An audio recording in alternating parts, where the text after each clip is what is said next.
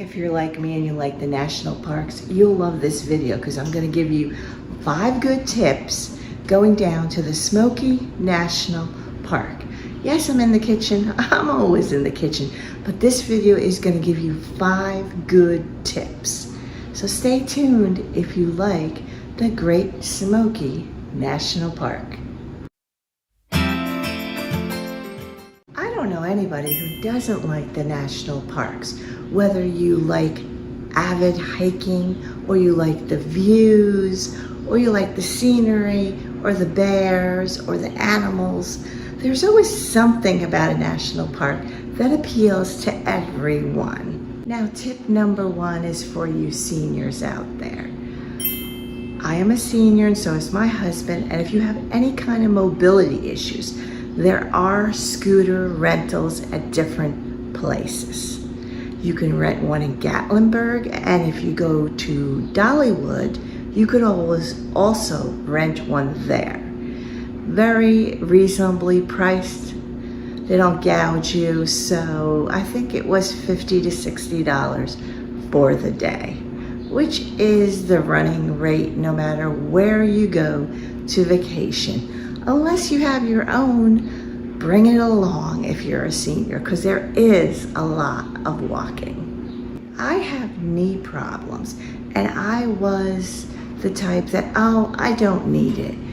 But when the first time I rented it, I was very pleased.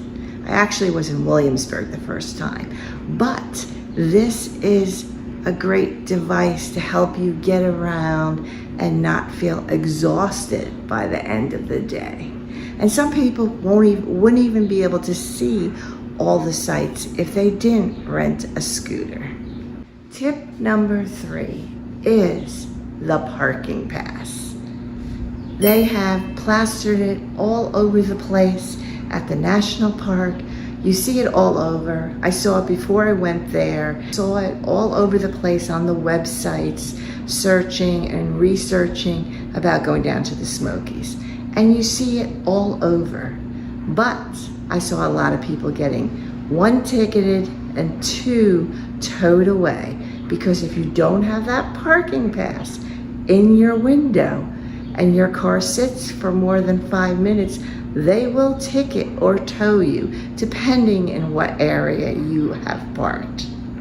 Okay, now we're on to tip 3, which is Cades Cove. If you've never been there before, your first trip to the Smokies, it's gonna take you 4 hours to go around Cades Cove, because you're gonna wanna stop at every beautiful pull off. And every animal you see, every bear, every deer, every turkey. So it's gonna take 4 hours. So leave 4 hours for Cades Cove. Now, I enjoy it, even though I've been down there multiple trips. It's just nice seeing the bears, the turkeys, the deer, and all the other animals. Number 4 is Clingman's Dome. Now, you figure, I'm going down there in August. I don't have to worry about cold. Wrong. If you go up to Clingman's Dome, if you're just going up to the observation tower, you need to bring a sweater, a sweatshirt, a light jacket. Don't forget it, you'll be freezing. Trust me. My number 5 tip is slow down, especially if you're a retiree. Have some days in between that you're gonna do slower things. Like you could go over to North Carolina to the Cherokee, North Carolina, and learn all about the history of the Cherokee Indians. That is really interesting to me. And find out all about the Cherokee Indians. Now, I feel those are 5 essential tips that all retirees need to remember. If you have any others down in the comments, just post them down below and let's start a conversation of what your special tips are. Those are my 5.